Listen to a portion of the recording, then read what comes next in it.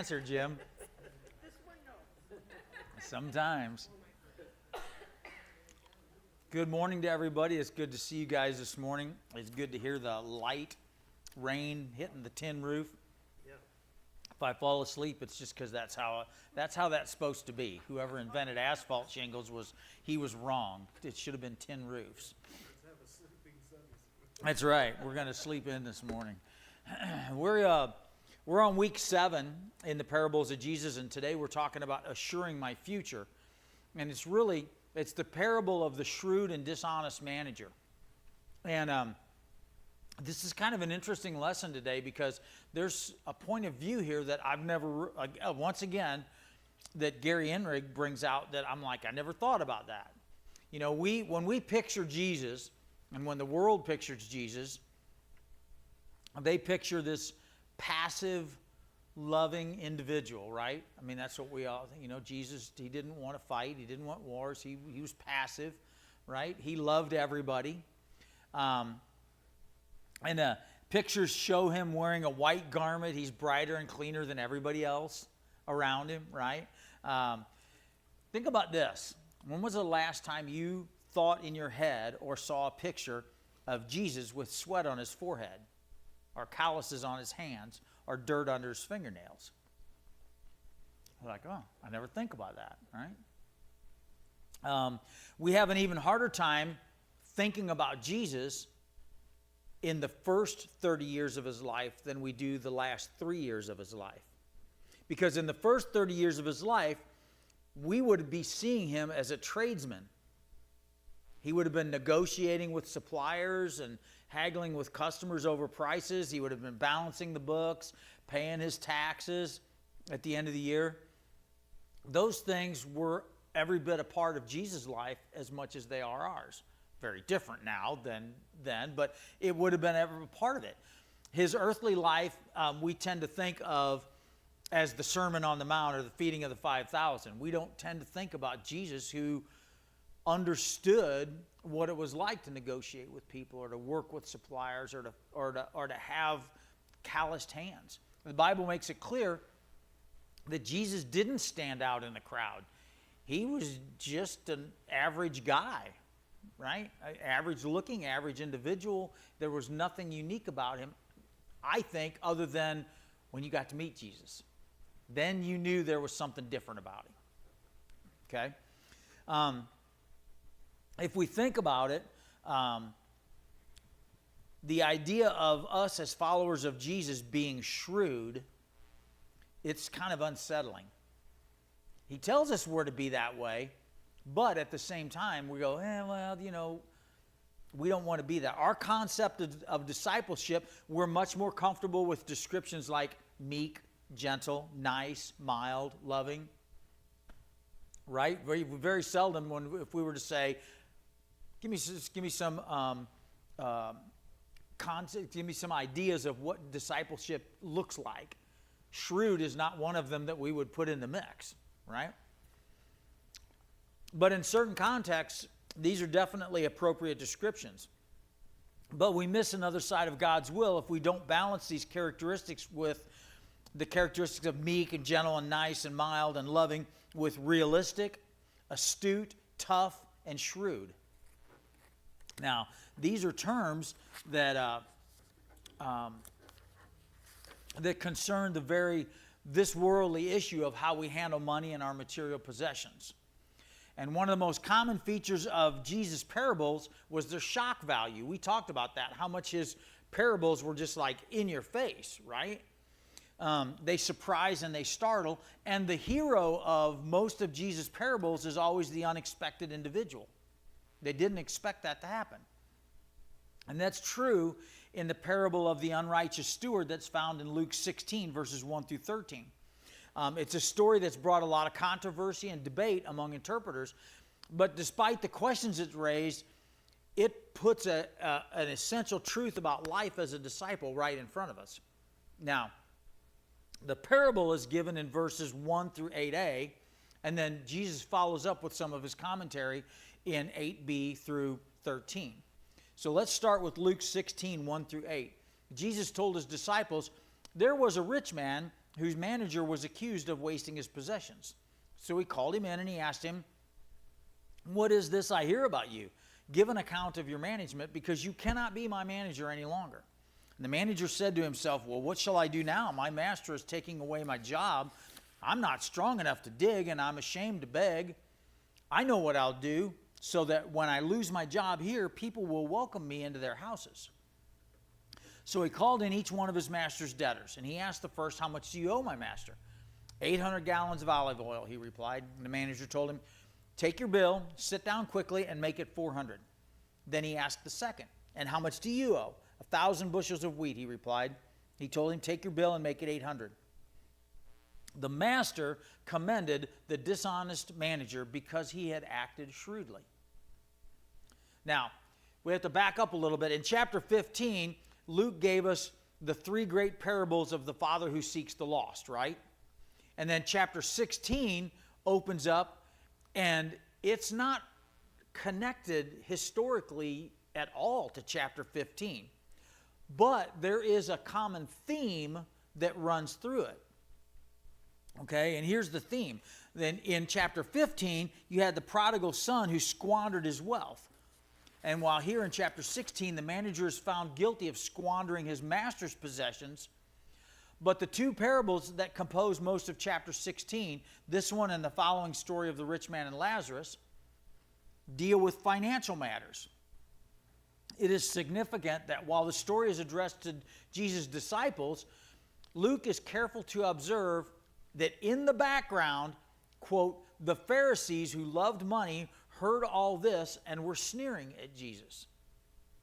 Now, clearly what Jesus requires is not a way of life that's going to appeal to a person who loves money. In other words, he throws down the gauntlet and he says, serve God or serve money. They're two rival gods. You cannot serve them both. And so we're going to dive into this a little bit. Now, the parable takes us into the world of finance and responsibility. The manager is a steward. That is, he's an employee, perhaps of an absentee landlord who's been given control over his master's businesses and his assets. And he's responsible to use this trust to try and help further his master's interests, not his own. But as humans, the temptation is going to be to divert funds for his own purposes and pleasures. And so he ends up doing that. He wastes the money, he violates his trust, and he mishandles his master's possessions. This is not uncommon in today. I mean, we'd read about this anywhere. I bet you could open up and find a story within seconds of somebody who's taken money and somebody else's money and use it for their own personal gain, right? I mean, a lot of the investment companies, the hedge funds is one that came to my mind, hedge funds and Bitcoin. And I mean, there's just so much of that stuff out there where they take the money and use it for their own thing. So in this particular story that Jesus tells, the news of this guy's mishandling reaches the boss. And when he's confronted with his dereliction of duty, the man has no answer to give. He doesn't, well, let me explain to you what happened, right? And if you think about this particular point, that he doesn't even try and give an explanation, that's very similar to another one of the Lord's parables over in Matthew 18, which is the parable of the unforgiving servant. Remember? We went over that a few weeks back. The servant was called in and his debts were forgiven, and he went out and found another guy, threatened him. The master called him back in. He didn't even attempt to argue or say why he did it. He just, I did it, okay? The repetition of these circumstances shows that violation of trust was just as common in the ancient world as it is today. I thought that was interesting. You don't think about that. We don't think about that these kind of things were happening in Jesus' day just like it is today. Now, the man definitely deserved to be fired from his job. There's no question about that. But it's important to notice that the manager's precise position after his master words, give an account of your management because you cannot be manager any longer. Now, any of us in the room that have ever been fired, you know that usually you're called in. There's some kind of a little meeting or discussion, usually very one-sided. and then you're told to clean out your desk and go, right? Well, that was not how things were handled in this day and age, okay? And particularly, this particular guy, this man is given a window of opportunity. His dismissal is coming. He knows he's going to get fired. But his master's saying, hey, what have you been doing? I want an account. Now, I don't know what the time frame would have been, but basically the boss would have said, I need to know what's going on. You've got 2 days to bring the books to me and show me what's happening here. Okay? That's literally what's happening in this particular situation. But it's not made, his dismissal, his firing is not final, and it's not made public. And until the account is rendered, he has some room for movement. So his immediate action is what's important here. He has no time to waste. So here's where we see this guy and how shrewd he really was, right? He knows his options are limited. He's too weak to do manual labor. He says that, and he's too proud to beg. So unless he acts quickly, that's going to be where he's going to end up. But being in business for as long as he has, he knows that famous phrase, hey, scratch my back and I'll scratch yours. Okay? So he decides maybe he can do a few favors for a few people, and then down the road, they'll be able to do him a favor. His plan's simple. He calls his master's customers and he alters their bills. Now, keep in mind, he has managed the accounts. He still has the legal authority to act on his master's behalf. How much do you owe? 800 gallons of olive oil. Literally, if we were to rewrite this so we understood it a little bit better, he would have said, how much do you owe? 800 gallons of olive oil. Quick, here's your IOU. Rewrite it and mark it down to 400 gallons, and I'll sign it. That's literally what this guy's doing. He doesn't just up and change the books, and there's a reason for this, okay? Same way with the guy with the wheat who owes 1,000 bushels of wheat. Here, make it 800. I'll sign it. Now, we don't know a whole lot about first century business practices to be exactly certain, but most commentators are convinced that this entire business is fraudulent. In other words, the guy probably never borrowed more than 800 gallons of olive or 400 gallons of olive oil. He didn't buy that much. But the guy who's in charge of the account, the shrewd manager, right, he writes it that way because then in the books, he can take the other 400 as his profit. Okay? Yeah, you start thinking about that and go, okay, yeah. But it's certainly possible. But since these people would presumably continue to do business with the rich man, it seems rather unlikely. It's more likely that the transaction is subtle and semi-legal. According to Mosaic law, now this is interesting. According to Mosaic law, Jewish businessmen were not allowed to charge interest to their fellow Jews. I can lend you money, but I can't charge you interest. I can, yes, you figured it out, yes. However, I can up the amount that you owe, and we just won't call it interest. Okay? That's what it is. So when money was loaned, it was illegal to write a bill showing any interest. So written bills generally only showed one amount, which was the principal loaned, which included the interest and the manager's fees. And this amount was often stated in terms of commodity, oil, wheat, whatever, rather than money. Okay? And in this way, it would appear on paper, hey, we're following the law. We're doing exactly what we're supposed to. Now, if that's really what was happening, and this makes way more sense in my head, then what the steward is probably doing is discounting the face value of the note by suspending the interest charges and the manager fees, is what he's doing. Since they weren't legal within Jewish law, if you think about it, it's not legal, not illegal to do that, then his master had no ground of action against him. Okay? And so the debtors, that they would be suspicious of the reasons, but they're going to accept the offer. I don't care why this guy's doing it. I'm going to take the better offer. I don't have to pay it back, right? And so therefore, kind of by doing it this way, this guy actually tied his master's hands. And he stayed within the bounds of the legal law by ingratiating himself with the people that he wanted to remember him kindly and also by getting his books back in order. Okay? Now, the parable closes with this statement: the master commended the dishonest manager because he had acted shrewdly. It's important to see what is said and what is not said. The master doesn't say that he's pleased with his steward's actions, but rather he says that he's impressed with them. The manager has tied the man's hands and achieved his own ends. The master doesn't commend the manager's earlier dishonesty, but like a defeated athlete commenting on his opponent's skill and strategy, he feels compelled to acknowledge the man's success. I tried to think of a good sports analogy because those guys are always doing it all the time. You know, especially the NBA guys. Man, all of the names are out of my head right now. The greatest of all time guy. Yeah, all of those guys. They're all doing it with each other. Well, I wouldn't say he's the greatest, but he played a good game. Okay, that's basically where we end up. But since the word shrewd is the key to the story, it's important that we understand its meaning carefully, okay? The Greek word shrewd means to act with foresight. And it's illustrated in Jesus' discourse by the wise man, literally the shrewd man who built his house on the rock in Matthew 7:24 in anticipation of the coming storm. We always say it's the wise man built his house on the rock.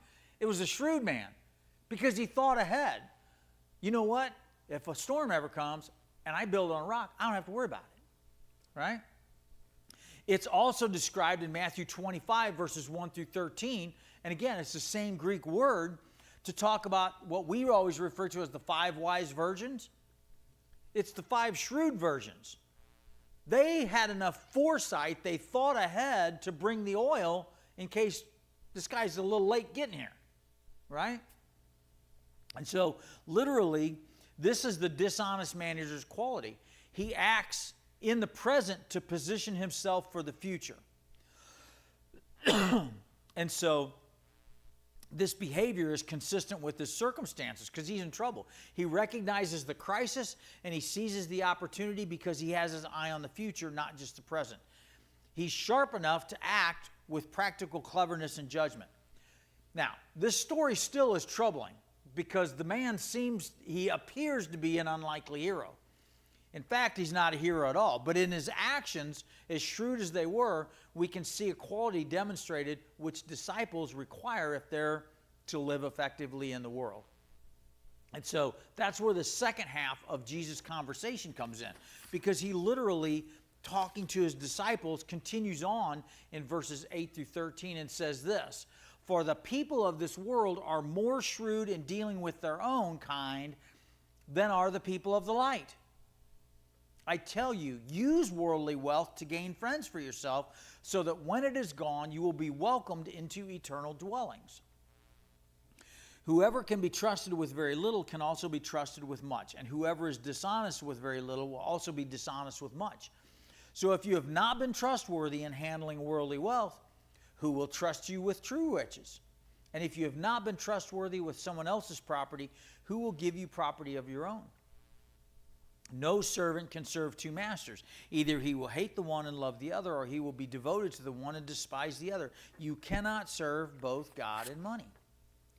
Now, the Lord's words, Jesus' words there, remind us that this characteristic of the people of the world, this shrewdness, they're shrewd in dealing with temporal things, things that are of the world, right? They see the possibilities, they seize the opportunities, they sacrifice present comforts for future prospects.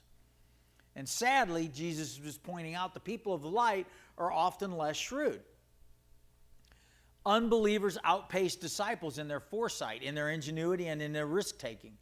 They study the world, they see the opportunities, and they seize them, knowing that opportunities missed are usually opportunities lost. And I love the way Gary says this. He says, "Too often God's people are lethargic or uncreative or unstrategic in their thinking. We spend money, but we do not use it well. Our planning is careless. Our strategy is simplistic and naive."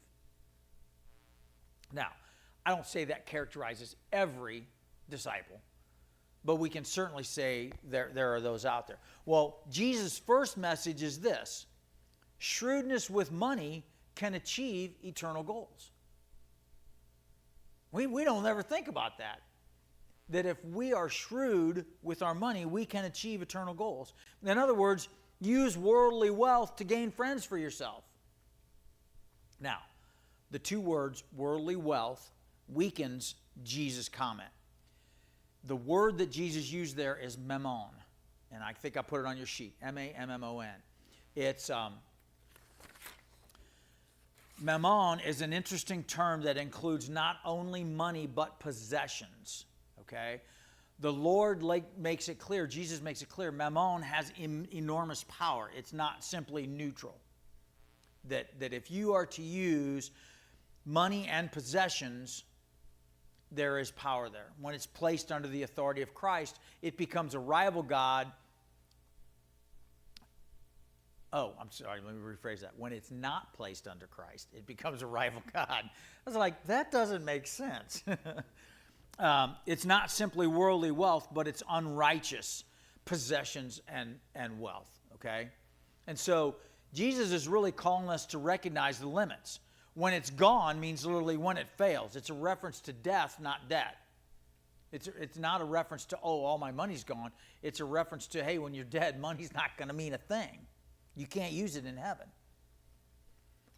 Paul says in 1 Timothy 6:7, we brought nothing into the world and we can take nothing out of it, right? Shrewdness, being shrewd, looking ahead, forces us to recognize that money is powerful but limited. It's temporary and it's temporal, which means it's earthly bound. Part of its character is that it will always fail, right? You never, how's that phrase go? You never see a hearse pulling a U-Haul. Yeah, a wagon or a U-Haul or, Yeah. Now, shrewdness with money also focuses on how it can be used for eternal purposes. Gain friends so that you will be welcomed by them into eternal dwellings. We don't often think about that part of it, right? We use that to gain friends. Not all will have the same number of friends who are going to welcome them into heaven. But when our money is used to meet the needs of fellow believers and when money and possessions is used to spread the gospel, we can be sure that there are eternal consequences, right? Think about this. There will be a time when God reveals to our fellow saints how our use of money was instrumental in their conversion or in meeting their needs. Few experiences are as satisfying as to visit an area where you once lived and ministered and to have people line up to tell you of the influence of your lives. I've seen that at some funerals where they do that, especially funerals of guys that were like teachers and things like that. That's pretty incredible to hear people say how much that individual affected their lives or changed their lives, right? Imagine that kind of a reception in heaven, that's what it's going to be like. Now, the Lord Jesus calls us to use money shrewdly for eternal reasons. Yet statistics tell us the rate of disposable income and adjusted to inflation increased 31% among members of different Protestant denominations between 1968 and 1985. Now, that's many, many moons ago, but still it gives us a place to look at numbers. Only 2% of that disposable income was given to churches and Christian organizations. In other words, 98% of the increase went to support people's lifestyles. Okay? In a world of escalating needs and exciting opportunities, that's not shrewdness with money. It's just not. Believers also need to live shrewdly. We need to strategize. We need to plan and dream, to use ingenuity and creativity. Radical times require radical solutions, as the dishonest manager illustrates. Now, the Lord, Jesus doesn't want us to just do business as usual. He doesn't just want us to be, well, this is how we've always done it, and this is how we're going to do it. I'm not saying change the message. I'm saying change sometimes how that message is delivered, okay? The question becomes, how can I maximize my money and my possessions for eternity? That's the real question of the shrewd disciple. We should be careful not to spend or to give carelessly, sentimentally, or impulsively. The Lord calls us to be hard-nosed, clear-eyed, forward-looking, astute people. We don't think about that. We don't think about disciples. Man, look at that hard-nosed, clear-eyed, forward-looking disciple. I would never think of that, right? But that's really what it is. Secondly, not only can shrewdness with money achieve eternal goals, but stewardship of money has eternal consequences. Verses 10 through 12, Jesus makes it very clear, and he indicates that. The principles of stewardship are very simple. First, the main requirement, in 1 Corinthians chapter 4, verse 2, it says, "It is required that those who have been given a trust must prove faithful." In other words, if we've been given something, and we all have, right? We've been given freedom through Jesus, right? From the Father. Okay? Secondly is the reward. And Jesus explains it. He says, whoever can be trusted with very little can also be trusted with much. And whoever is dishonest with very little will also be dishonest with much. Little things are the school of life. I love that phrase because I never thought of it that way. There was a great missionary named Hudson Taylor, and he once observed and said this: a little thing is a little thing, but faithfulness in a little thing is a great thing. Faithfulness with money is primarily an issue of character. A modern biographer explained with a really unique and perceptive comment why he was adding another biography to the literature about the Duke of Wellington. He said, "I had an advantage over earlier biographies. I found an old account ledger that showed how the Duke spent his money. It was a far better clue to what he thought was really important than the reading of his letters or his speeches." And this is even more true of the account of a disciple. I can remember Pastor Ed used to say that all the time. Show me your checkbook, and I'll tell you where your heart is, right? We had an accountant that Mm-hmm. said one of the most unique things he found in accounting was their checkbook saved or not? Was their checkbook saved or not? That's really good. I worked for a guy who, when he started his business, was basically had nothing to start his business. Said, "God, if you'll help me do this, you've given me the vision, but if you'll help me do this, I will write you a check every month, 10%. Not me personally. Whoops. Sorry, Jeremy. I forgot that was there. Sorry about you if you're listening online. That was not just of what I'm making, what the company does, before I ever get involved with it. And I can remember a discussion with his bookkeeper. Man, that's a lot. That's a lot of money when that got to be 5 numbers. That's a lot of money. Are we sure we need to do this every month?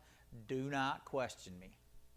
I made this commitment. This is what I'm going to do, and this is just how it's got to be. So this end of discussion. It's not open for discussion. This is how it's going to be. But the bookkeeper just couldn't understand that. How can you, right off the top, before you do anything else, before you pay taxes, before you pay anything, you're writing that. And it was hard. It was a hard concept for him to understand. But he knew, as Jesus said, shrewdness caused him to view material wealth and money in an interesting way. Okay? And I put on your sheets here, if you'll look at, I gave you, it's down on towards the bottom there, it says the reward of stewardship, and you'll see that there's 2 columns there. And the way that Luke kind of does this parallelism, I think is the right word, of verses 10 through 12, he says literally in chapter 8, verse 10, very little, but he compares that with worldly wealth. And then in verse 11, someone else's property, right? And at the same time, he equates it with much. And then much with true riches and property of your own. And he makes these compare and contrast or parallelisms. Present wealth, says the Lord, is really a very little thing. In fact, it's not ours at all. We're just stewards, not owners. So if we use our present possessions as if they belong to us, not the Lord, we're acting exactly like the dishonest manager did. We are owners of nothing, stewards of everything. What we possess is to be used to further the master's purposes and goals. So the primary value of earthly wealth is that it is a school training us to handle true riches, which is other people's lives, right? It must refer to the affairs of the kingdom. So shrewd people then use money in view of eternal consequences. And this includes opportunities to serve Jesus and furthering his purposes on earth, as well as the privilege of service and enjoying it in heaven. And then lastly, the Lord tells us that shrewd disciples recognize that stewardship of money prevents bondage to money. You cannot serve both God and money. I'm sure we all can think back to somebody we know that is in bondage to finances. They're either so far behind or so far in debt, they can't stop that. Right? The phrase of it becomes, think about it a minute. It's gone out of my head. I'll skip it and I'll continue on. When you get in bondage like that, it's like feeding a never-ending monster. It's never happy. It's never full. It's never done, right? Never satisfied. Thank you. And that's what Jesus says, literally, you cannot serve both God and money. We can serve God with money, but we can never serve God and money. And so we have to make a choice. It's inescapable. We can only have one master. Jesus wants us to understand we don't have the option of being masters to money and property. In other words, mammon, that word that we talked about that means things that are only earthly, right? We can be stewards of it or we can be servants of it. But those are our only options. Mammon always strives to take the place of God. In other words, these earthly things always struggle to take the place of God in our lives. Either God owns our wealth or it owns us. That's another one of those phrases I'm like, yeah, that's a really good one. Either God owns our wealth or it owns us. We all serve something or somebody. There's no partial discipleship to Jesus, and there's no part-time employment by earthly wealth and possessions. We must choose our ultimate loyalty. When we choose Jesus as our master, he doesn't remove our money. In fact, he takes the money and he turns it into an ally for us. The same dollar that places a bet pays a prostitute. The same dollar that purchases cocaine can also buy a Bible. The same dollar that digs a well or supports a missionary. The same dollar the shrewd manager used to pave his way into a future, a shrewd disciple uses to invest in eternal friendships. But the difference is the product of a choice of masters. Who is going to be your master? Now, how do we get our money? What do we do? What do we want to get with our money? When do we get our money? Where should we give our money? How do we give our money? How do we employ our resources? Those are questions that a shrewd disciple asks as he tries to figure out by looking into the future and to maximize his opportunities in the future. Okay? Think about this. There's a story told about a man who's shipwrecked on a lonely, unknown island. To his surprise, he finds out it's not a lonely island. He's not alone. There was a large tribe of people who shared his island. Okay? To his pleasure, he also discovered that they treated him very well. In fact, they put him on a throne and catered to his every desire. He was delighted and perplexed with all this royal treatment. But as his time progressed and his ability to communicate increased, he discovered that there was a tribal custom that he was unaware of. The tribal custom was to choose a king for a year. Okay? At the end of that year, when his term was finished, he would be transported to a particular island and abandoned. You get to be king for a year, you get everything you want, but at the end of that year, you're going to go live by yourself. So now he was distressed. He was, oh my goodness, this is terrible. But then he hit on a shrewd plan. Over the next few months, he sent members of the tribe to clear and to till the other island. He had them build a beautiful house, furnish it, and plant crops. He sent some of his closest and most chosen friends to live there and to wait for him. Then, when his time of exile came, he was put in a place that was carefully prepared and full of friends delighted to receive him. Wow, what a picture of what Jesus is talking about, how we are to affect people around us, right? Disciples are not headed to a desert island, but we're headed to the Father's home. Yet the preparations we make here are going to follow us. Jesus said that a number of times, right? What you do to the least of these, it's like you've done it to me, right? Yet the preparations we make here follow us there. If we are shrewd, we will have eternal friends and eternal rewards to greet us. Fools serve money and leave it all behind. Shrewd believers serve God and invest in eternity. Almost said opportunity. Shrewd believers serve God and invest in eternity. And that's the point of Jesus' parable of the shrewd manager. That's a take that I'd never heard of. And it's also a take that people often talk about the parable, but they kind of skip over the whole next 5 verses after that, verses 8 through 13. All right, thoughts or comments? Too much partying last night. It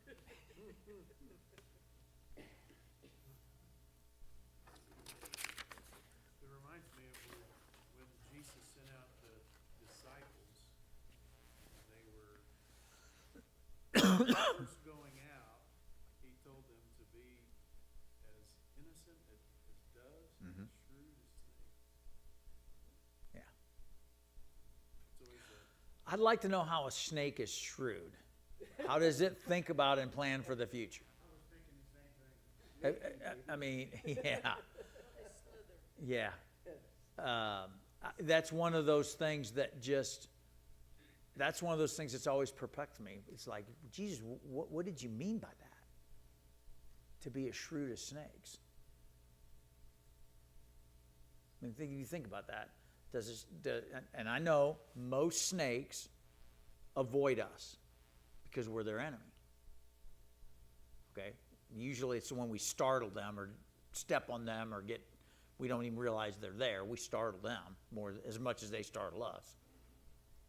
Okay? Was that what he meant? Avoid your enemies? You know who the enemies are? Well, there are a couple, I'm sure.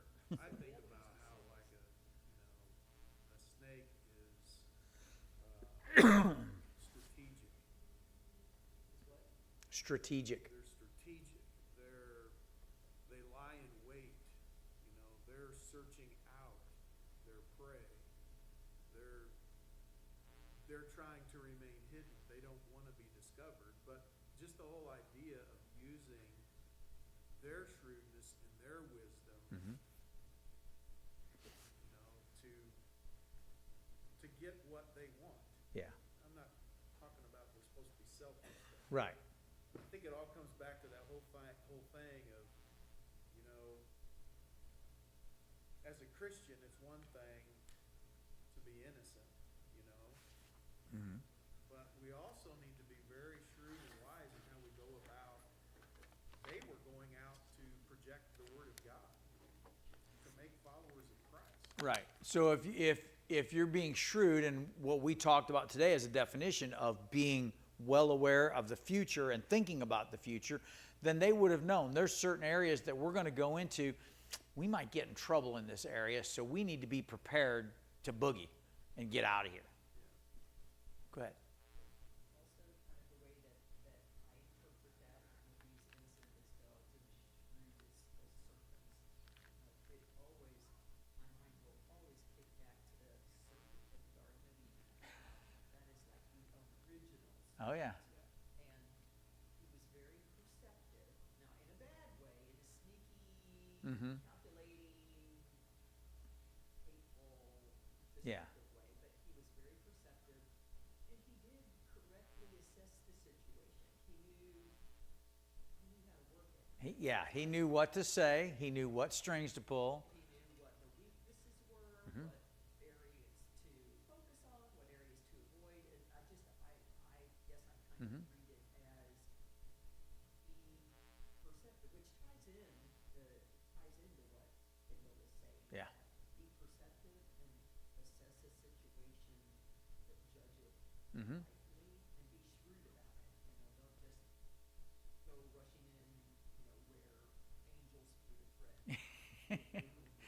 question one time, it's been a lot of years back, with one of the leaders.